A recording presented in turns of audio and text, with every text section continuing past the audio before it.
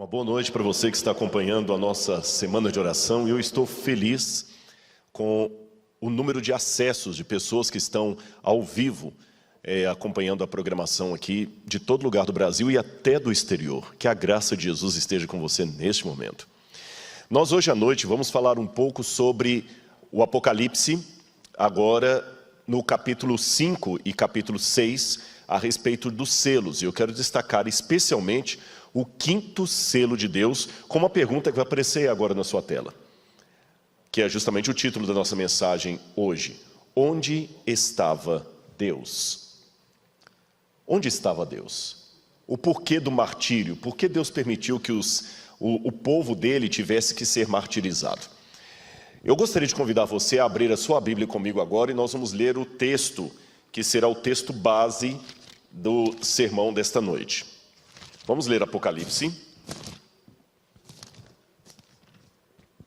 Apocalipse, capítulo 6, versículos 9 em diante. Apocalipse 6, versos 9 em diante. Eu vou ler, eu espero que você acompanhe de sua casa. É muito bom nós termos esse hábito de acompanhar a pregação lendo a Bíblia, seja no smartphone, seja num aplicativo ou em papel para os que são mais tradicionais, mas não fique só escutando. Na época, eu já expliquei isso aqui, na época em que o Apocalipse foi escrito, realmente as pessoas não tinham condições de ter cada uma cópia da Bíblia em mãos. Por isso que a temática diz, bem-aventurado aquele que lê e aqueles que ouvem. Era muito caro. Mas hoje Deus nos deu a oportunidade de termos mais de um exemplar da Bíblia em casa. Então aproveitemos isso. Eu vou falar um pouco sobre isso essa noite. Apocalipse capítulo 6, versículos 9 em diante diz assim: Quando o Cordeiro quebrou o quinto selo, vi debaixo do altar as almas daqueles que tinham sido mortos por causa da palavra de Deus e por causa do testemunho que deram. Clamaram com grande voz, dizendo: Até quando, ó soberano Senhor, santo e verdadeiro, não julgas nem vingas o nosso sangue dos que habitam sobre a terra? Então a cada um deles foi dada uma veste branca. E lhes foi pedido que repousassem ainda um pouco mais de tempo, até que também se completasse o número dos seus conservos e seus irmãos que haveriam de ser mortos como eles tinham sido. É outra temática complicada da gente entender a princípio, por dois motivos. O primeiro, como eu falei também dos selos ontem, o próprio fato da gente não entender, assim, em primeira mão, pela cultura ocidental, o que Deus quis dizer com aquilo, almas debaixo do altar, clamando por vingança, e Deus dando para elas um prazo para repousar, até que seriam completos os seus conservos que haveriam de ser mortos como eles foram. O que Deus quis dizer com essa mensagem? E o segundo tema complicado dela é para nós que entendemos a morte como um sono, explicar uma passagem que realmente João está falando que vê almas debaixo do altar. Então, realmente, as almas, depois que morrem, elas vão para o céu e elas podem clamar a Deus. Então esse texto estaria sendo um apoio para fazermos celebração aos mortos. O que nós podemos aprender desse texto? Bem, nós temos aqui uma maquete de um santuário que eu gostaria de mostrar para vocês de primeira mão. Eu fiquei muito feliz, foi um presente que eu ganhei, né? Acabei de receber, foi surpresa para mim. Eu entrei aqui na igreja do UNASP, e alguém dos câmeras perguntou assim: você vai usar hoje o santuário? Não, porque eu tinha aquele pequenininho de plástico que eu trouxe de Israel. Eu falei assim: não, hoje eu não vou usar o santuário. Ele falou: porque tem um santuário montado lá na frente da igreja. Eu não entendi. Eu até anotei aqui, vou pedir licença a vocês para ler os nomes. Vou voltar para essa câmera aqui. Quem fez isso aqui é o Iancel. Iancel é casado com a Mary e ele mora na Argentina, na Universidade Adventista da Argentina, na UAP, ali em Entre Rios, perto da cidade de Entre Rios, ali da cidade de Paraná, não Paraná, estado brasileiro, eu estou falando da Argentina.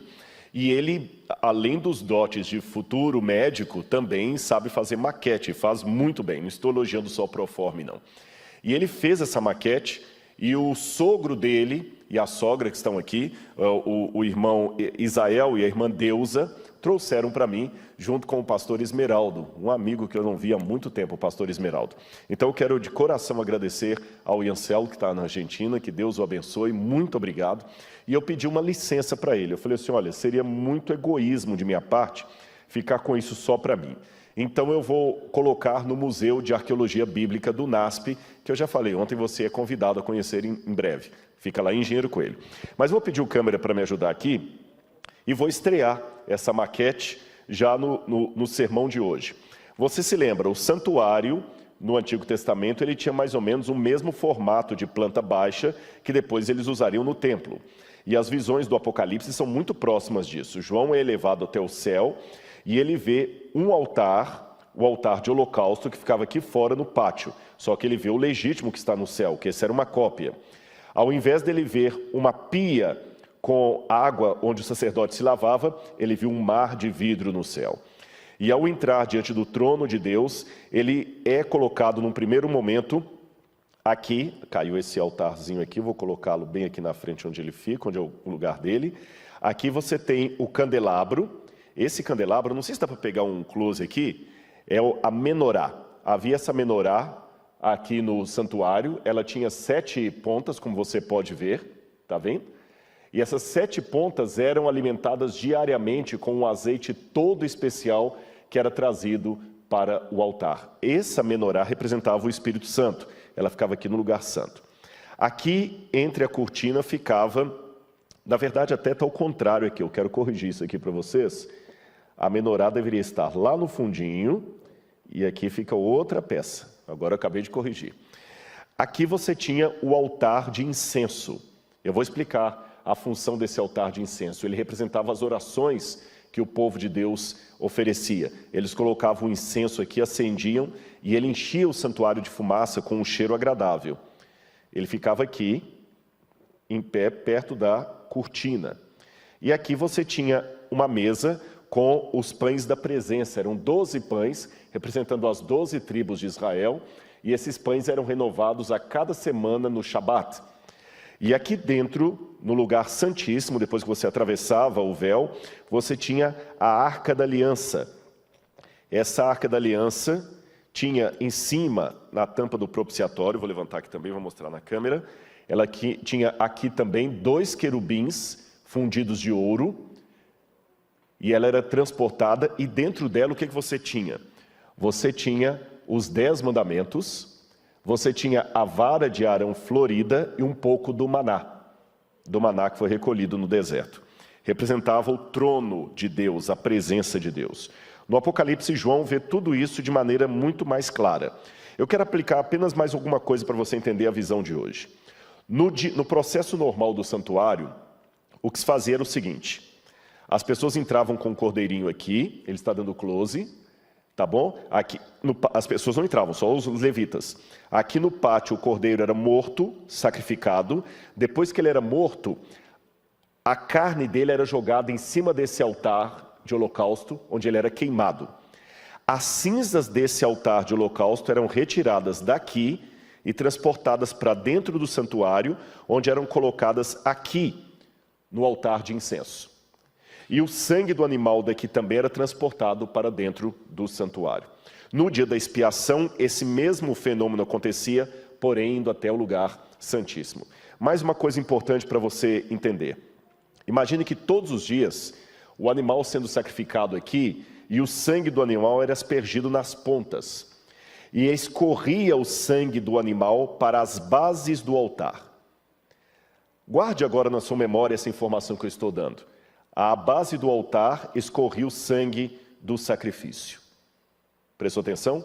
E uma última informação: o primeiro fogo desse altar foi aceso, porque um raio de Deus desceu, queimou o sacrifício, e a brasa desse fogo era transportada e mantida lá dentro para acender o altar de incenso. Ou seja, o altar de incenso era queimado com brasas que vinham daqui, que por sua vez foram acesas pelo próprio fogo de Deus. Nadab e Abiú levaram para dentro do santuário fogo estranho, fogo que não foi tirado daqui, por isso foram fulminados. Muito bem, Agora que você já sabe o procedimento, como é que tudo isso aí funciona, nós estamos prontos para voltar para o texto do Apocalipse e entender melhor algumas partes do que João apresenta ali. Muito obrigado pela participação e espero que tenha ficado didático para você. Muito bem, meus irmãos, vamos voltar então agora para a imagem da Bíblia. E vamos ver então como é que tudo isso aqui se aplica ao texto bíblico, só lembrando que João viu o mesmo ritual do santuário no santuário celestial, que é o verdadeiro, aquele que o livro de Hebreus fala que é o verdadeiro tabernáculo, aquele no qual Cristo entrou. Porque a Bíblia diz que Jesus não entrou em santuário feito por mãos humanas, mas que agora ele comparece diante do santuário verdadeiro que se encontra no céu. E quando Moisés construiu aquele tabernáculo que eu mostrei ali, a ordem de Deus foi: Moisés, faça tudo conforme a planta que eu lhe mostrar. Então Deus mostrou para ele uma planta do santuário celestial, de maneira, é claro, diminuída, para que ele pudesse fazer uma réplica aqui na terra, uma visão terrena. Muito bem, agora eu quero mostrar para vocês algumas questões que nós podemos começar a perguntar. Preste atenção na sua tela que tem uma pergunta que eu gostaria de fazer para você em casa refletir. Por que a perseguição? Por que Deus permite a perseguição dos crentes? É curioso que se você ler na sua casa Mateus capítulo 24, verso 14, ali diz: e será pregado o evangelho do reino a todo mundo, em testemunho a todas as nações, então virá o fim. Mas esse texto que fala da pregação do evangelho, ele segue uma descrição de perseguição. A linguagem sacrificial sugere que os cristãos jamais proclamarão o evangelho a todo mundo enquanto não se tornarem radicais o bastante para morrer por amor a Cristo. O que essa passagem quer dizer? Quando a gente pergunta assim, é uma pergunta que eu mesmo já me fiz. Por que Deus tem que permitir o sofrimento do seu povo? Por que Deus tem que permitir que o povo sofra? E eu comecei a lutar com o Espírito, e quando a gente luta com o Espírito, é bom você ir à Bíblia, porque as respostas estarão ali. E comecei a perceber essas coisas, como eu acabei de colocar aqui. Eu nunca tinha parado para notar que Mateus 24, 14, será pregado o evangelho do reino, é colocado após uma descrição de: vocês serão atormentados, levarão vocês às prisões, vocês serão odiados do mundo, não tenham medo naquele dia. De alguma forma, eu percebi a partir desse link que Deus não é um sádico. Ele não gosta do sofrimento, principalmente o sofrimento dos seus filhos, mas parece que Deus percebe que sem uma perseguição não haverá reavivamento. Eu sei que é um pouco forte o que eu estou dizendo, mas se não houver perseguição, não haverá reavivamento. Eu vou ilustrar isso de maneira melhor para você entender. Olha aí o que eu vou mostrar para você em casa. Essa aqui é uma frase, um pensamento que eu tirei de um cantor gospel americano chamado John Fisher.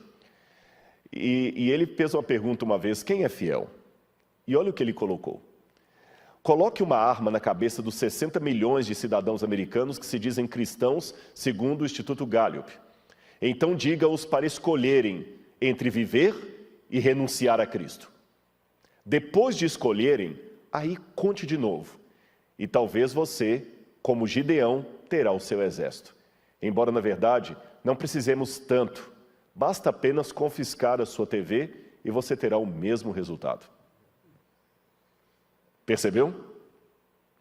Talvez eu mudaria até um pouquinho a frase, porque o John Fisher falou isso já há algum tempo atrás, na época que a televisão que era o problema. Talvez eu diria hoje você não precisa mais ameaçar os cristãos de tirar-lhes a vida para que neguem a Cristo. Basta ameaçar tirar-lhes o celular. E muitos já cederão à sua fé para não perderem o celular. Conta-se uma dessas ilustrações de sermão que uma vez, numa das igrejas da África, estavam todos reunidos ali e estava uma ameaça de uma guerra civil. E quando estavam todos reunidos para o culto, começaram a cantar. Quando entraram na igreja, uns 6 ou 7 homens encapuzados e encapuzados ou encapuçados? Agora deu dúvida. Encapuzados, com Z. É bom corrigir, né? Não sei para quem está aí, deve ter professor de português assistindo. Mas entraram aqueles homens com o capuz, fica melhor assim, E todo mundo assustou com aqueles homens entrando com metralhadora e falaram assim: olha, para esse culto agora. Nós não queremos saber de cristãos aqui não. Quem quiser viver, abaixe e vá embora agora renunciando Jesus. Porque quem ficar por Jesus nós vamos matar. Rápido! Aí na mesma hora, uns 50% ou 60% da igreja começaram a abaixar e... Quando aqueles abaixaram e saíram, os outros ficaram em pé esperando os tiros. Aí os homens tiraram o capuz e falaram: pastor, pode tocar o culto, porque já limpamos a escória. Eu sei que é só uma anedota dessas de ilustrações para sermão, eu não sei se isso aconteceu, mas eu fico cá pensando com os meus botões, será que isso não vai acontecer? Depois de amanhã, eu vou pregar sobre o tempo de angústia, que talvez vai ser o sermão mais dramático de toda essa série. O sermão de sexta-feira, sobre o tempo de angústia. Eu só vou antecipar uma coisa para você. O livro Grande Conflito diz que, ao aproximar-se a tempestade, uma classe numerosa dos que têm professado fé na mensagem do terceiro anjo pulará para as fileiras do adversário. Eles viram as coisas quase sob a mesma luz, mas estavam tão acostumados com o comodismo que, em vindo a tribulação, pularam para as fileiras do adversário. Vocês estão percebendo onde eu quero chegar? Repito, para que fique bem claro na sua mente e gravado de maneira indelével. Deus não é nenhum sádico. Contudo, Ele sabe que se não houver provação, sofrimento, perseguição, não haverá o reavivamento da igreja. Eu, de um tempo para cá, fiquei convicto disso. Fiquei convicto disso. Como diz o ditado, provação vai, provação vem, para que se saiba quem é quem. Eu quero mostrar mais uma coisa para você. Preste atenção nesse quadro. É um pouco irônico, mas ilustra o que eu quero dizer. Se eu disse que Deus não é sádico, também não sou masoquista. Mas eu tenho que admitir, olhando uma foto como esta, que dias assim, como o desse camarada no sofá, não são os melhores para me despertar o senso de missão. Não sou contra o futebol, não sou contra o riso, pelo contrário. Quem foi meu aluno já deve ter me ouvido falando em sala de aula que se um homem não sabe rir de uma boa piada, desconfie da religião dele. Eu gosto do entretenimento, eu gosto do lazer, eu gosto da agradabilidade, da recreação, do momento do ócio. Há momentos que a vida pede o ócio, que a vida pede um acordar até mais tarde. Eu não sou um fanático, mas eu reconheço que não é no dia da comemoração do campeonato de futebol que eu estaria ansiando a volta de Jesus. É quando eu recebo uma notícia que estou com câncer. Missionários, principalmente aqueles que estão na janela 1040, não têm muito tempo para certas picuinhas tão comuns aqui no Ocidente. Eu quero contar para vocês rapidamente a minha experiência na África. Eu não sou um missionário. Quando eu digo eu não sou missionário, eu quero esclarecer para você. O livro Serviço Cristão diz que todo verdadeiro filho de Deus nasce no reino como missionário. Em termos de membresia da igreja, esse é um espanholismo, um galicismo que eu vou tomar licença para usar aqui, membresia, eu sei que não tem essa palavra em português, mas em termos de membership da comunidade, eu me sinto um missionário, um evangelista, porque eu prego, eu dou estudo bíblico, eu procuro anunciar a volta de Jesus. Então, nesse sentido, como membro da igreja, eu sou um missionário e sou um evangelista. Porém, na teologia, você tem as áreas de especialização. Tem a teologia sistemática, que é aquela que sistematiza mais as doutrinas, tem a teologia bíblica, que é a área que eu me especializei, tem a teologia histórica e tem a teologia aplicada. A teologia aplicada é aquela que lida com o crescimento de igreja, administração eclesiástica. Eu estava falando isso com o pastor Gilson. Eu falei assim, olha, meu amigo, eu fui distrital pouquíssimo tempo. Para quem não é adventista, eu vou explicar o que é distrital. É como se fosse o pároco. O padre que cuida da paróquia, ele é o pároco, tá certo? Então, o pastor adventista, ele tem uma paróquia também. Pode ser uma igreja grande, como essa do NASP, que deve ter uns 3.000 membros. Pode ser uma série de igrejas pequenas no interior. Ele é chamado de distrital, porque as igrejas dele formam o seu distrito. Então, eu fui distrital pouco tempo. Eu hoje, se eu tivesse que voltar a cuidar de uma igreja, eu teria que reaprender muita coisa de homilética, arte de pregar, de administração eclesiástica, etc. E existe uma área dentro da teologia aplicada, que é a área de missiologia, tem até mestrado e doutorado em missiologia, onde o sujeito aprende técnicas de evangelismo, de crescimento de igreja. Nesse sentido, eu digo que eu não sou missionário nem evangelista, tá certo? Mas como leigo na área, já fiz meus evangelismos, já fiz evangelismo em Moçambique, já fiz meu evangelismo em Angola, já batizaram centenas de pessoas em Angola, em Moçambique, no Sudão. No Sudão foi um evangelismo meio por acidente. Mas eu quero contar uma história de Moçambique. Eu fui pregar ali e era interessante que aqueles irmãos não tinham conforto praticamente nenhum. Era a cidade, eu sei que há pessoas de Moçambique que provavelmente estejam assistindo a gente, talvez não agora, mas a reprise, por causa do fuso horário, lá vai estar muito tarde. Mas os irmãos moçambicanos, para saber onde eu fiz evangelismo, foi na cidade de Quelimane. Nós fomos de Maputo para Quelimane, atravessando o rio Zambeze, e nós batizamos ali quase 500 pessoas, num lago que tinha sanguessuga e cobra. Mas a parte que mais me chamava a atenção, irmãos, era que eu pregava, poucas pessoas tinham Bíblia na mão. E cabia num espaço assim, que você contava um espaço para 300 pessoas, tinha 500, 600. E um ânimo, e eles ficavam, e a gente ficava e pregava. Eu lembro de um dia que eu estava pregando e todo mundo ficou assustado, porque tinha um feiticeiro que foi até a porta e começou a jogar feitiço em mim. Outro dia apareceu um animal morto lá de feitiço, e os irmãos tinham muito medo disso. E eles lidam com o diabo direto. Direto. Mas no dia do batismo, foi uma coisa tão linda.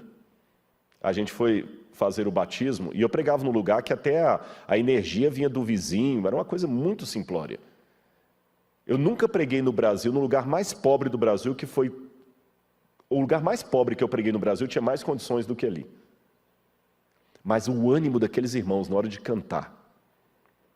E eles andando assim, cantando, a gente andou para o lugar do batismo mais ou menos uns 3 ou 4 quilômetros.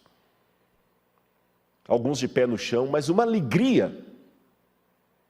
Eu tenho esse filme guardado em algum lugar que eu gravei na época com uma dessas maquininhas de filmar mesmo. E uma mulher com uma trouxinha aqui atrás. Eu falei assim, ela falou, pastor, manda um abraço pessoal do Brasil. E cada um falando num dialeto diferente, porque embora a língua oficial seja o português, eles têm muitos dialetos. Tem o manhaua, tem outros que eles falam lá. Aí eu falei, irmã, e o que a senhora quer mandar para o Brasil? Pede Brasil para mandar para a gente Inário, livro de Espírito e Profecia, e Bíblia, a gente precisa. Só não tem Inário? Não, não tenho. É isso que eu falo, até eu voltei para o Brasil. Lembra que eu falei ontem que teólogo aprende com os irmãos leigos e até com criança? Eu tive uma aula, eu fui ali como evangelista junto com os teologandos. Mas quem teve aula fui eu. Sabe por quê, irmãos? No dia que eu fiz aquele batismo, a primeira coisa que chamou a atenção, a alegria deles. Eles cantavam, cantavam, cantavam. E na hora de batizarmos, o pastor perguntou assim, o pastor não trouxe lenço? Eu falei assim, não, por quê? Não, tem que ter um lenço para batizar. Eu não entendi. Aí alguém tirou um lenço de um desbravador lá e me deu. É porque lá, pastores, eles batizam, e depois que batizam, você com o lenço tem que enxugar o rosto da pessoa, como um gesto de carinho. É o mesmo lenço para todo mundo, eu sei que você está perguntando isso.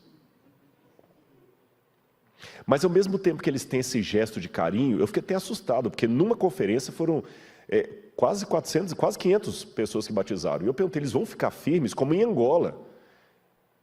Em Angola a gente fez o projeto Esperança Angola lá, foram milhares que batizaram. Eu preguei num estádio para 70 mil pessoas.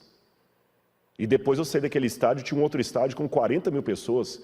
E eu perguntei, esse pessoal vai ficar na igreja? Fica. E no dia do batismo foi interessante, porque antes de fazer, na igreja adventista, nós temos a profissão de fé. Nós vamos ter um batismo aqui hoje, você vai ver. E a pessoa dá a afirmação dela, eu aceito isso, isso, isso, isso. Aí as pessoas fazem uma profissão de fé, depois o ancião ia pedindo aos poucos assim, agora fica todo mundo de costas. Aí eles ficaram de costas para o povo. Aí falar, agora a questão de costas, eu quero perguntar aqui, os irmãos sabem se algum desses aqui está devendo no mercado, se não pagou no mercado, se alguma mulher está saindo com homem casado, vocês sabem se algum deles aqui tem problema com a justiça, se tiver pode levantar a mão, eles estão de costas. Não tem? Eles estão bem para vir? Então agora pode virar. Ou seja, eles não facilitam a coisa. E vêm com firmeza para a igreja. No dia que eu estava indo embora, é até diferente quando você vai para Estados Unidos e quando você vai para lá. Estados Unidos você vai com a mala vazia e volta com ela cheia, porque aproveita para trazer muita coisa e muita gente pede coisa. Lá você vai com a mala cheia e volta com a mala vazia. Eu voltei com a mala literalmente vazia. Eu deixei tudo lá. E quando eu estava vindo no último dia, eu lembro que um dos pastores que nos trouxe é o pastor Sábado. Eu lembro que na época eu falei com ele, o senhor chama Sábado? Eu falei, eu chamo Sábado. Eu falei, o pastor da nossa união lá, que tinha acabado de ser eleito, é o pastor Domingos. Ele falou assim, ele está errado, o certo sou eu. E eu falei, pastor Sábado, ele assim, todo feliz. Eu dei para ele um livro, Patriarcas e Profetas. Ele abraçou aquele livro e falou assim, nossa, desde o seminário que eu não tenho um desse.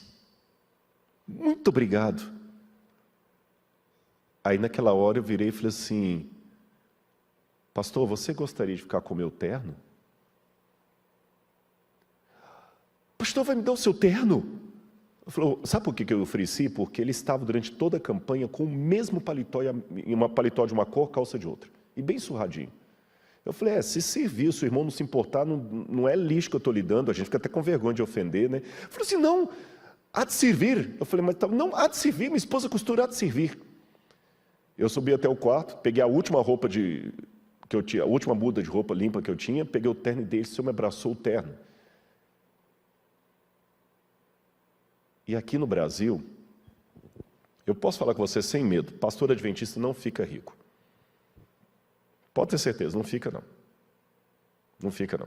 Nós temos até um acordo que a gente tem, chama-se acordo, depois eu vou falar sobre isso amanhã ou quinta-feira aí, que nós não podemos ter uma segunda fonte de renda, porque a igreja já nos dá a nossa manutenção. Então, por exemplo, eu faço guia em Israel, mas eu não recebo por isso. A TV não me paga 2 salários, um pela Novo Tempo, outro pela igreja e outro pelo NASP, não. E o mesmo salário que eu recebo é o salário que recebe o presidente da igreja para toda a divisão sul-americana, é o mesmo que recebe o pastor Gilson aqui, é o mesmo que está recebendo um pastor que está na igreja lá do interior do Vale de Jegue de Dentro. A diferença é lógica, é só a escala, quando você entra, então não dá para ficar rico. Mas também a igreja cuida bem de nós. Em que sentido? No Brasil a gente tem letra, que é um auxílio para comprar livro, que a gente estuda bastante. Tem auxílio quilometragem. Tem auxílio saúde. E nós ainda reclamamos. Eu percebi que o que estava faltando no meu ministério era passar mais tempo na África. Porque você volta com vergonha e senso de missão. Entendeu o que eu quis dizer com Deus permitir a perseguição? É uma bênção, pastor Gilson, ter uma igreja bonita como essa que confiaram para vocês cuidarem. Vocês 3 que estão aqui. É uma bênção ter uma TV como a Novo Tempo. Mas eu entendo que essas coisas podem nos distrair. E para que o reavivamento final venha, Deus vai ter que permitir que nos tirem tudo isso quando a perseguição chegar. Foi a perseguição que fez os apóstolos saírem de Jerusalém. Perceberam? Então, se você está hoje chateado porque está se sentindo perseguido por sua fé, eu te digo assim, glorifique a Deus. Mas vamos voltar aqui mais um texto que eu quero mostrar para vocês. 1 Pedro capítulo 4, versículos 12 a 16 diz assim, amados, não se surpreendam com o fogo que surge entre vocês para prová-los, como se algo estranho estivesse acontecendo, mas alegrem-se à medida que participam dos sofrimentos de Cristo, para que também, quando a sua glória for revelada, vocês exultem com grande alegria. Se vocês são insultados por causa do nome de Cristo, felizes são vocês, pois o Espírito da glória, o Espírito de Deus, repousa sobre vocês. Se algum de vocês sofre, que não seja como assassino, ladrão, criminoso, ou como quem se intromete em negócios alheios. Contudo, se sofre como cristão, não se envergonhe, mas glorifique a Deus por meio desse nome. E pena que às vezes eu encontro pessoas que saem da igreja porque estão sofrendo. Desistem de Deus porque estão sofrendo. Ele passou a vida toda ouvindo de pessoas com câncer e até dizendo que ia orar por elas. O dia que o câncer bate à porta dele, ele fala, Deus não existe. Senão ele não levaria minha filha com câncer, ele não deixaria eu ter esse câncer. Com muito respeito eu falo isso, porque eu sei que há pessoas talvez que estão me assistindo que estão com algum problema sério. Mas quando você questiona, por que eu, Senhor? Não seria sensato também você perguntar, por que não eu, Senhor? Nós não temos, às vezes, um certo egoísmo inconsciente. Enquanto o câncer está atingindo outras pessoas, eu acredito em Deus. O dia que ele bate em minha porta, eu não acredito mais em Deus, porque ele deixou isso acontecer comigo. Enquanto outros pais estão perdendo os filhos em acidente, em assassinato, eu continuo acreditando em Deus. O dia que ele leva o meu filho, eu paro de acreditar em Deus. Com todo respeito pela sua dor, mãe. Com todo respeito pela sua dor. Eu não vou insultar a sua inteligência e falar que eu sei o que é perder um filho, porque eu nunca perdi um filho. Mas com muito carinho cristão, deixe-me dizer, se você desistiu de Deus, porque Ele permitiu a morte do seu filho, você inconscientemente está mostrando duas coisas. Que você amava o seu filho mais do que a Deus. Você fez do seu filho um ídolo. E em segundo lugar, que você teve um certo egoísmo teológico. Porque antes do seu filho morrer, você certamente teve convivência com outros pais que perderam os filhos. E nem por isso você desistiu de Deus. Por que a tragédia não me tira de Deus quando ela bate apenas à porta do vizinho? Então, com profundo respeito, por favor, entenda que é com profundo respeito por sua dor, eu digo para você, perdeu seu filho, agora você tem motivo dobrado para querer revê-lo. Se há alguém mais do que qualquer outro que tem que se preparar para a volta de Jesus e almejar esse dia, é você. Porque você sabe o que a morte significa quando arrancou do seu peito aquele que você mais amava. Então, se tem alguém que não pode nem cogitar desistir do céu, é você. Senão, o que seria apenas um até logo ao seu filho pode virar um adeus. Percebeu? Eu nem sei quem você é. Mas se Deus mandou falar isso para você, apenas aceite. Não fique bravo comigo. Eu só sou a flauta. O músico é outro. Eu quero mostrar mais um texto para vocês aqui, mais uma reflexão. Você já se perguntou por que cédulas de dinheiro nunca vêm com o rosto de Jesus? Eu não conheço país do mundo, por mais religioso que seja, que coloca Jesus nas cédulas de dinheiro. O dólar, por exemplo, é sempre fotos de presidentes mortos. O Brasil coloca fotos de animais. Cada país coloca uma foto diferente. O cheque de Israel coloca a foto do Ben Gurion. Mas nenhuma foto põe nenhum país, por mais religioso que seja, nem o Vaticano, embora o Vaticano não tenha moeda própria, mas acho que nem o Vaticano, se tivesse uma moeda própria, colocaria o nome de Jesus numa cédula de dinheiro. E por quê? Talvez quem possa nos dar essa resposta é Friedrich Nietzsche. Nietzsche, quando declarou a morte de Deus, Nietzsche disse que uma das críticas que ele fez ao cristianismo é que o cristianismo valorizava demais a submissão, a humildade e a pobreza, enquanto condenava o orgulho, o poder e a avareza. E quem quer isto? Por isso nós matamos Deus, disse Nietzsche, ou pelo menos fizemos o seu funeral. É que, na verdade, Nietzsche diz que quem matou Deus foi a ciência, a modernidade. Mas as religiões participaram fazendo o funeral de Deus. Por isso todos em uníssono dizem, Deus morreu. E Nietzsche via a morte de Deus como uma coisa boa. Ele percebia o caos social que a morte de Deus traria, mas Nietzsche, como um bom ateu, ridicularizava o cristianismo. E ele ridicularizava pelos mesmos valores nietzscheanos que hoje estão sendo retomados. O cristianismo nos faz não desejar os prazeres da carne. Tudo é pecado. A carne se torna pecaminosa. Agora a questão é explorar o corpo.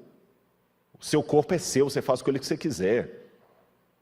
Você pode usar todas as bebidas que você quer. Esse negócio de proibir beber, proibir certas comidas, proibir certas roupas, ridículo. Proibir certos comportamentos sexuais, ridículo. Você pode fazer o que você quiser, o corpo é seu. É o cristianismo que tirou isso. O cristianismo que demonizou a riqueza. O cristianismo que demonizou essa vida, dizendo que temos que nos preparar para a vida por vir. Qual o problema em desejar ser rico? Qual o problema em desejar status? Qual o problema em desejar a vaidade? Por isso o mundo não quer saber de cristianismo hoje. Nesse aspecto, o Nietzsche estava certo. É por isso que o rosto de Jesus nunca vai estar em notas, porque Jesus vai justamente na contramão de tudo isso. Jesus ensinou a abnegação. Jesus ensinou a levar desaforo para casa, coisa que a gente não suporta, principalmente nessa época de internet, que alguém vai te lacrar, a vontade é lacrar 2 vezes. Jesus ensinou se dar um tapa, oferecer o outro. Jesus ensinou a amar os inimigos. Jesus ensinou que o verdadeiro reino não pertence a esse mundo. Perceberam? Antes de explicar isso, eu quero deixar bem claro para você. É por isso que talvez Jesus se torne uma pessoa tão indesejada mesmo dentro das igrejas. Porque o céu não é um lugar que tem as coisas que nós mais amamos aqui. Agora, mudando um pouquinho de saco para mala, como se diz, o que quer dizer o texto quando fala de almas debaixo do altar? Você se lembra da maquete que eu mostrei? Não precisa ter a câmera do close não, mas se pelo menos aquela ali conseguir pegar, a última aqui, se você lembrar bem a maquete que eu mostrei aqui, ok? Só baixar um pouquinho aqui, eu não sei se dá para você pegar aqui. Isso. Aqui na frente, ele está conseguindo pegar, aqui ficava o altar de holocausto. Foi nesse altar, evidentemente na versão celestial, que João viu debaixo do altar as almas gritando. Ou seja, eu vou levantar o altar aqui, olha, tá bem?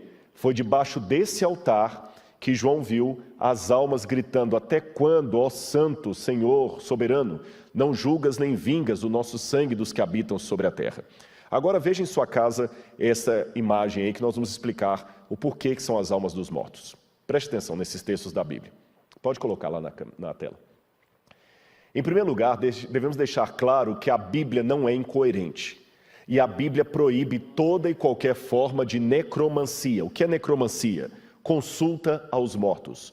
Eu vou ler 2 ou 3 versículos para vocês. Aqui no texto de Deuteronômio, capítulo 18, versos 19 a 21, Deus disse assim: quando entrares na terra que o Senhor teu Deus te der, não aprenderás a fazer conforme as abominações daqueles povos. Não se achará entre ti nem feiticeiro, nem encantador, nem necromante, isto é, quem consulte os mortos, nem mágico, nem quem consulte os mortos. Pois todo aquele que faz tal coisa é abominação ao Senhor. De novo, em Levíticos 19, 31, diz: não vos voltareis para os que consultavam os mortos, os espíritos dos mortos, nem os que adivinham o futuro, porque eles vos contaminaram. Eu sou Yahweh. E por fim, Isaías 8, 19 a 20, quando vos disserem, ide consultar algum médium que fale com os espíritos, adivinho, ou quem saiba murmurar encantamentos, respondereis: o que se deve fazer é consultar a lei e os ensinamentos. Se não falarem de acordo com esta palavra, certamente jamais poderão ver a luz. Ora, a Bíblia não é incoerente. Se a Bíblia fala que não é para consultar os mortos, não é para ter relação com eles, por que João iria ter relação com os mortos? E a Bíblia fala que a morte é um sono. Mas vamos continuar para ver se a gente desvenda essa aparente contradição bíblica. O que significa sangue na Bíblia? Se você ler várias passagens em hebraico, você vai ver que a palavra sangue ela aparece como sinônimo de alma e vida. Por exemplo, quando diz lá em Levíticos 17, 21, a vida da carne está no sangue, literalmente está dizendo a alma da carne está no sangue, a nefesh em hebraico. Também no versículo 14 diz, é a vida de toda a carne, lá está, é a alma de toda a carne.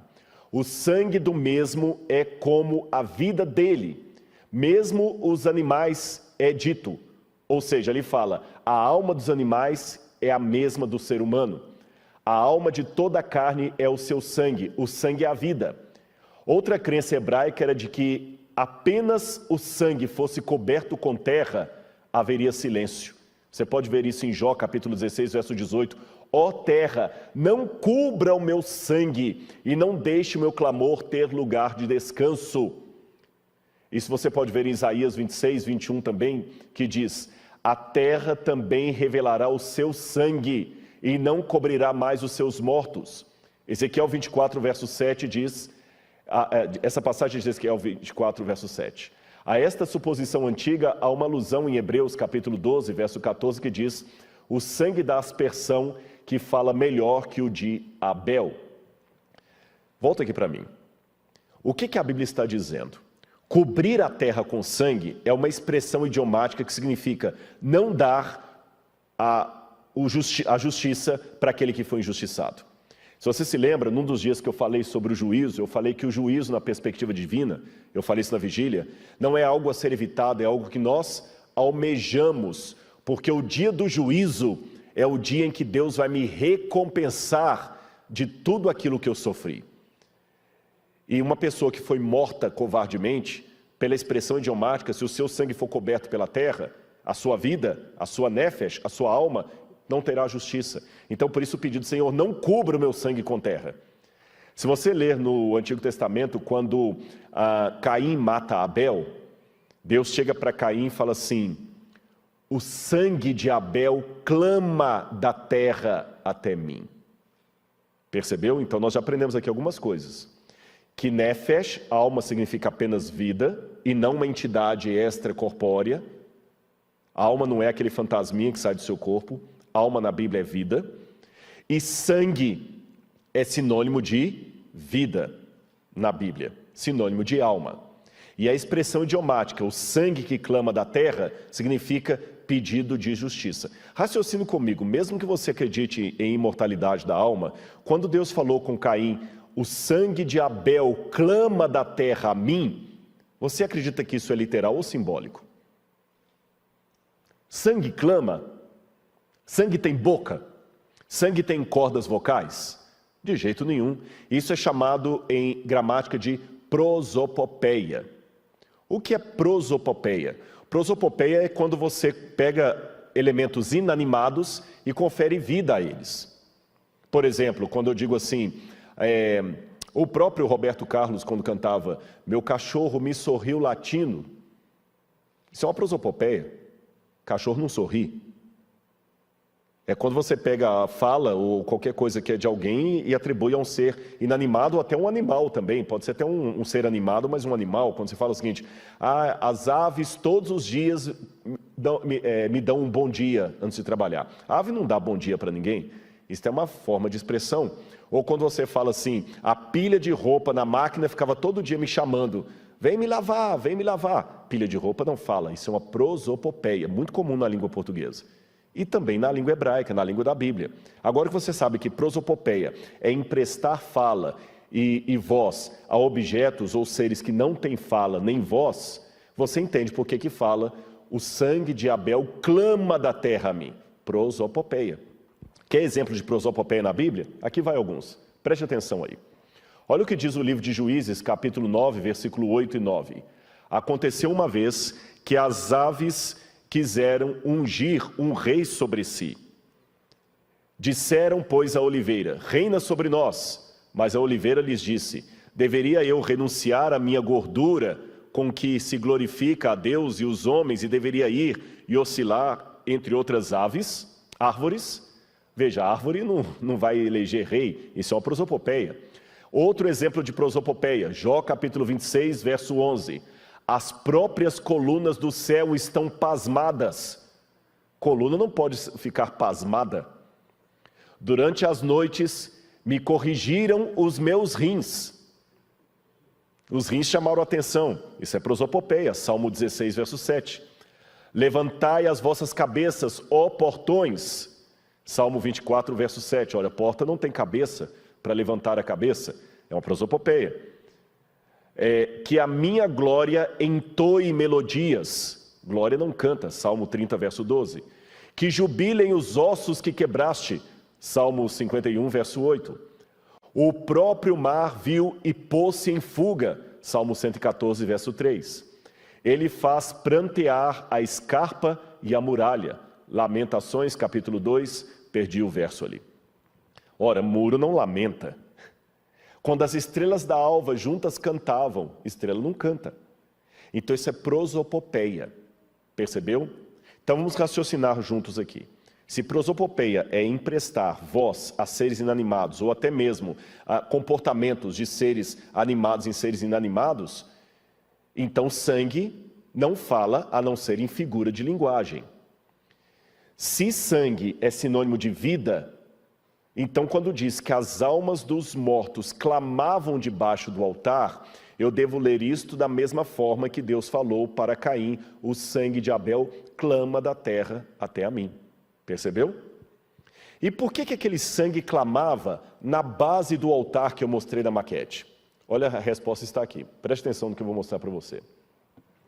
Aqui nós temos a verdadeira teologia do martírio. Os filhos de Arão trouxeram-lhe o sangue, e molhou o dedo do sangue e pôs sobre as portas do altar. E o resto do sangue ele derramou onde? À base do altar, Levítico 9, verso 9. Levítico 4, verso 7 diz: também daquele sangue porá o sacerdote todo o restante do sangue do novilho derramará à base do altar de holocausto que está à porta da tenda da congregação. Volta para mim aqui agora. Eu vou direto para a última câmera lá, que eu quero de novo voltar para você para ficar bem didático. De novo eu volto para essa câmera aqui. Olha o que acontece. Deus falou que todos os dias ele deveria derramar na base do altar o resto do sangue dos animais. Então você imagina que todos os dias aqui você tinha sangue de animal sacrificado aqui na base do altar. E este sangue derramado aqui representa o sangue de quem? De Jesus. Jesus é o Cordeiro de Deus. Mas olha que linda a teologia do martírio.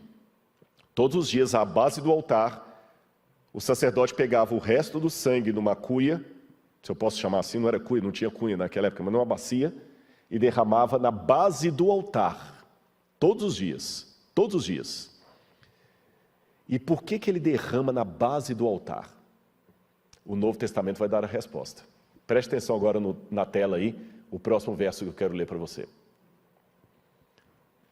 Quero conhecer a Cristo, diz o apóstolo Paulo, o poder de sua ressurreição e a participação em seus sofrimentos, tornando-me como ele em sua morte. Filipenses 3, verso 10. O sofrimento de Paulo por causa da igreja era-lhe motivo de alegria, um preenchimento do que restava das aflições de Cristo na sua carne. Colossenses 1, 24. Quando você também vai a Colossenses 1, 28, também diz a mesma coisa. E é interessante que ele fala: vocês devem repousar até que se complete o número. Na verdade, a palavra número não está ali no grego. Até que se completem os seus irmãos. É curioso que a necessidade de aperfeiçoamento do povo de Deus é coerente com o propósito do evangelho pregado pelos apóstolos, em apresentar todo o homem perfeito em Cristo. Tiago ensina que as tribulações existem para que todos se tornem perfeitos e íntegros, em nada deficientes. Tiago 1, verso 4. Então vamos voltar aqui. Ali no Apocalipse diz: foi dito àquelas almas, já falei que não são almas de verdade, são vidas clamando, prosopopeia, que repousassem um pouco mais de tempo, até que se completasse o número dos seus conservos e irmãos seus, que haveriam de ser mortos iguais eles foram. A palavra números, arítimos, não está no grego. No grego está só assim: para que se complete os seus conservos. A palavra número foi o tradutor que colocou. E a palavra complete em grego é a palavra plerou, significa que encha, que chegue à sua plenitude. Então o que está sendo dito para aqueles mártires é: repousem um pouco mais de tempo, até que os seus irmãos estejam completos espiritualmente em Cristo. Muitos deles vão ser mortos, igualmente vocês foram. E as outras passagens que eu li de Paulo e de Tiago mostram isso. O sofrimento nos torna perfeitos em Cristo Jesus. É por isso que eu entendo que Deus permitirá uma última perseguição, um último sofrimento da igreja, para que nos aperfeiçoe na pregação do Evangelho. E para terminar minha fala aqui, eu quero mostrar mais uma coisa dessa vez para você do templo. Apocalipse capítulo 8, versículo 1 a 5, traz uma cena curiosa. Volta para mim aqui que eu quero ler essa cena no Apocalipse e depois nós voltaremos para lá. Apocalipse capítulo 8, versículo 1 a 5, diz assim. Olha o que diz. Só um minutinho. Bíblia nova. Aqui está. Está com sua Bíblia aberta? Posso ler? Então vamos lá. Apocalipse 8, 1 a 5. Quando o cordeiro quebrou o 7º selo, houve silêncio no céu durante cerca de meia hora. Então vi os 7 anjos que estão em pé diante de Deus e lhe foram dadas 7 trombetas. Veio outro anjo e ficou em pé junto ao altar, com um incensário de ouro, e foi-lhe dado muito incenso para oferecê-lo com as orações de todos os santos sobre o altar de ouro que está diante do trono. E da mão do anjo subiu à presença de Deus a fumaça do incenso com as orações dos santos. Então o anjo pegou o incensário, encheu do fogo do altar e o atirou à terra. E houve trovões, vozes, relâmpagos e terremoto. Preste atenção nesse detalhe aqui. A primeira coisa que me chamou a atenção é que no original grego, eu sempre procuro ler a Bíblia e ter o original grego do lado, porque às vezes na tradução se perde alguma coisa. Diz que o anjo veio, e aqui na minha tradução diz, o anjo veio e ficou em pé junto ao altar. Mas no original grego está que o anjo ficou epi. Epi significa sobre o altar. Por que o anjo ficou sobre o altar? Eu fiquei me perguntando, por que o anjo ficou sobre o altar? Lembra o altar que eu mostrei para vocês da maquete? Talvez a resposta esteja no santuário do 2º templo. Olha lá, no 2º templo, no templo de Salomão e no templo que João conheceu, o altar de holocausto era muito alto. Ele não era tão baixo como o antigo. E havia uma escada para ir até o topo. Então aí eu entendo que o anjo estava sobre o altar, porque na época de João, estão vendo pequenininho o sacerdote em cima do altar? Para jogar a carne do animal sobre o altar, o sacerdote tinha que literalmente subir sobre o altar. E é ali que ele jogava o sacrifício. E é na base daquele altar que as almas estavam clamando.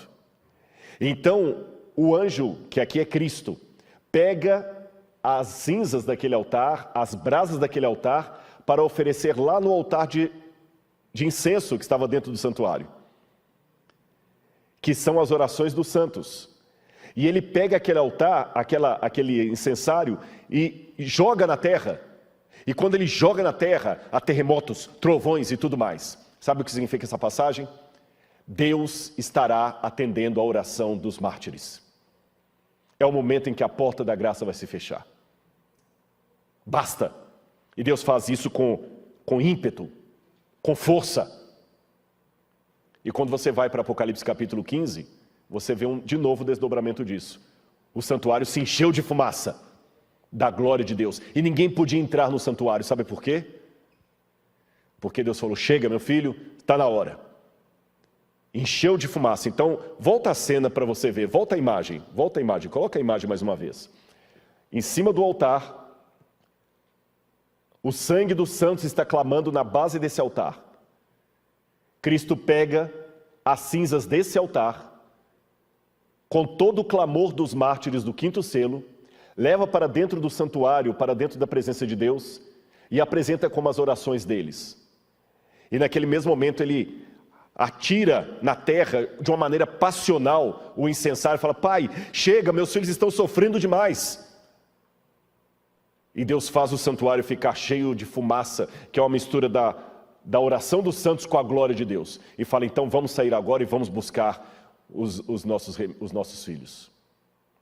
E é assim que ele vem com poder e grande glória buscar aqueles por quem ele morreu e que descobriram, sem nenhum masoquismo, que é um prazer sofrer por amor a Cristo. Por isso que no sábado eu terminaria esse sermão, essa semana, pregando justamente sobre o que você vai ver agora na sua tela. Eu pregarei sobre a ira do Cordeiro. O Cordeiro de Deus, que pode ficar irado. Haverá diferentes comportamentos no dia da volta dele. Alguns vão falar, Senhor, em teu nome eu expulsei demônios, interessante, até de maneira petulante. Outros vão pedir que as rochas e pedras caiam sobre eles. Outros vão falar, Senhor, mas em teu nome eu fiz milagres, curas. Eu não sei. Eu quero estar do lado daqueles que estão com Cristo. E eu quero terminar esse sermão aqui dizendo uma coisa para você. Está sofrendo? Está doendo? Vamos mostrar para os ateus que a Bíblia não é apenas teoria. Porque às vezes eu posso, na minha impaciência, dar maior argumento que um ateu pode ter contra a religião. Você compraria remédio numa farmácia que o próprio farmacêutico não acredita na qualidade dos produtos? Como é que um ateu vai acreditar na Bíblia se eu que digo seguir a Bíblia me impaciento quando eu sofro? Eu agora, nesse exato momento que eu estou falando para vocês, eu estou vivendo uma fase muito boa da minha vida, graças a Deus. Mas eu tenho a consciência de duas coisas. Essa fase boa foi antecedida por uma fase de muito sofrimento, muita lágrima, muita angústia. Uma angústia que me dá moral, sim, para dizer para você, eu sei o que é padecer por Cristo. Eu sei. Eu posso não estar sentindo o que você está sentindo, mas eu sempre digo, não importa se é dor de cabeça ou dor de dente, dor é dor. E eu sei que essa fase boa pode ser quebrada a qualquer momento por uma provação. Eu só peço a Deus que se de repente essa fase boa que eu estou passando for atropelada por alguma coisa que não estava no script, pelo menos não no meu, que eu nunca abandone a Jesus. Porque eu sei que se o Senhor me permitir ficar vivo até a volta dele, eu passaria uma grande angústia e terei que escolher entre a minha liberdade e a Cristo. E se a Bíblia fala que é um privilégio sofrer por Cristo, se Paulo e Silas estavam cantando na cadeia enquanto estavam sendo surrados, por que eu vou apresentar tantos queixumes? Por quê? Aceite a Jesus como seu Salvador pessoal, porque existe uma promessa, que quando Ele vier, Ele vai falar assim, estes são aqueles que vieram da grande tribulação. Nunca mais o sol esquentará sobre eles, nunca mais terão fome nem sede. Pode ter certeza, meu irmão, a oração dos mártires será atendida. E até o momento em que Cristo possa rodar o incensário e jogá-lo na terra dizendo, basta, eu tomei minha decisão, minha tripla decisão. Todos os dias eu corro de novo para o pé da cruz, choro pelos meus pecados. Todos os dias eu aceito a Jesus como meu Salvador pessoal e todos os dias eu conclamo pessoas como você a aceitarem a Jesus.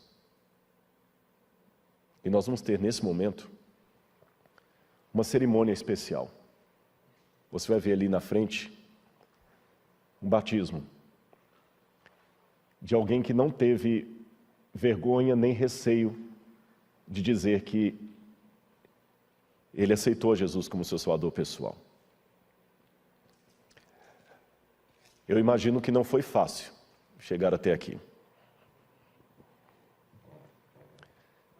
Mas, sabe por que eu estou vindo aqui à frente? Eu estou representando todos aqueles que talvez precisam tomar uma decisão Abre só um pouquinho a câmera para ver aqui isso. Aqueles que estão precisando tomar uma decisão ainda não tomaram. Se eu estivesse numa situação normal da igreja aqui, eu estaria convidando você para vir aqui à frente para orar com você. Mas já que eu não posso fazer isto, eu vou inventar, vou fazer virtualmente. Eu vim aqui para frente, de mão dada, para representar você. Eu estou ouvindo como se fosse você atendendo esse apelo. Não vai ser fácil a sua vida. Você comprou uma briga séria agora com as trevas. Nós estamos num grande conflito entre o bem e o mal, e os dois lados querem você. Mas eu tenho uma boa notícia para te dar. Você tem um exército à sua disposição. E o Senhor Jesus vai estar com você. E com você também. Eu tenho orado para que Deus te traga de volta. E olha lá que eu sei que seus pais estão assistindo a gente. Olha aí, papai e mamãe. Eliakim e Eulália. Ontem eu mandei um vídeo para vocês. Olha quem aceitou o convite, veio aqui à frente, em nome de Jesus. Amém. Que Deus abençoe vocês, viu? Prezado Leonardo, aqui nessas águas você deixará para trás todos os seus pecados e renascerá para uma nova vida em Cristo Jesus. E conforme a sua decisão, e bem como também a sua profissão de fé em Cristo Jesus, aceitando a Ele como seu Salvador e Senhor de sua vida, aceitando também a todos os ensinamentos bíblicos e princípios apresentados na Palavra de Deus e defendidos pela Igreja Adventista do Sétimo Dia, para a remissão de todos os seus pecados, eu, como ministro do Evangelho, o batizo em nome do Pai, do Filho e do Espírito Santo. Amém? Amém.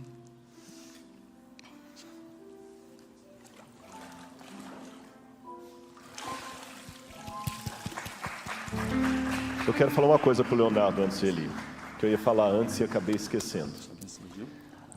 Leonardo, na Bíblia, e eu sei que você assiste muito Evidências, você gosta dos vídeos. Na Bíblia, eu até mencionei isso aqui, até falando do nome da sua mãe, né? Mais importante do que a sonoridade do nome é o que ele significa. E quando uma pessoa mudava de vida, ele até tinha um novo nome. Até uma promessa no Apocalipse, receberá um novo nome. Jacó lutou com o anjo e saiu como Israel. Abrão fez um pacto com Deus e saiu como Abraão. Leonardo significa leão. Mas a partir de hoje, espiritualmente, eu quero lhe colocar um novo nome. Ariel, que significa leão de Deus em hebraico. Você entra como Leonardo, como leão, e sai espiritualmente como Ariel, um leão de Deus, porque é isso que você é da agora por diante. Que Jesus esteja com você. Amém.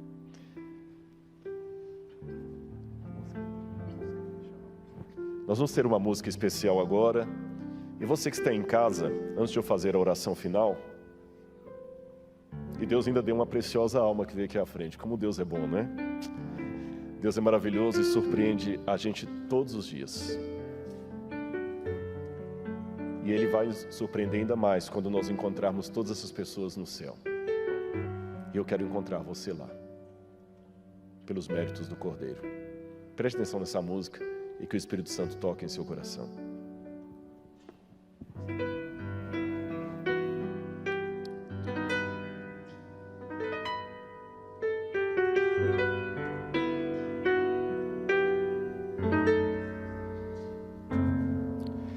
Vejo lágrimas rolando em um rosto inocente, e a dor, a mágoa e o pranto mostram-se presentes em vazios corações em que falta o amor, pois vivem sós em ilusões procurando um protetor.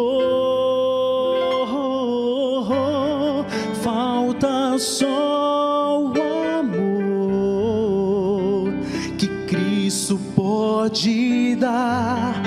Venha e se entregue agora, Ele lhe protegerá. Falta só o amor, a luz e o perdão.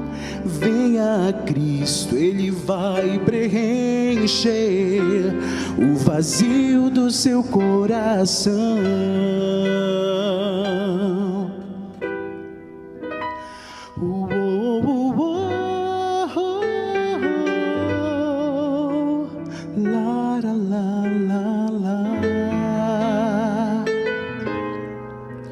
Vejo sombras vagando em um mundo de terror. São sombras refletidas de almas sem valor. Pois nada somos nós sem a graça de Jesus, que pagou nossos pecados, morrendo lá na cruz.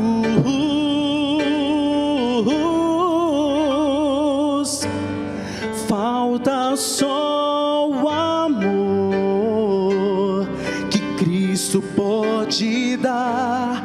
Venha e se entregue agora, Ele lhe protegerá.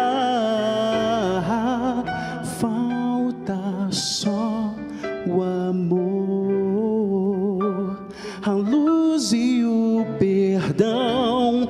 Venha a Cristo, Ele vai preencher o vazio do seu coração. Então abra os seus olhos e deixe a luz penetrar. Reconheça este ato de amor que vai nos salvar.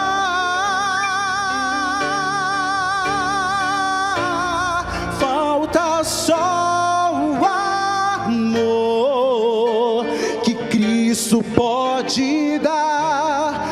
Venha e se entregue agora, Ele lhe protegerá. Falta só o amor, a luz e o perdão. Venha a Cristo, Ele vai preencher o vazio do seu coração.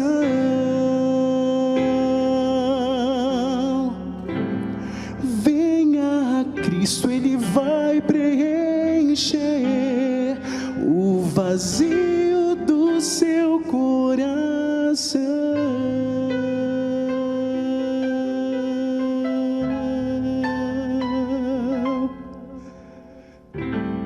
Venha a Cristo, Ele vai preencher o vazio do seu coração.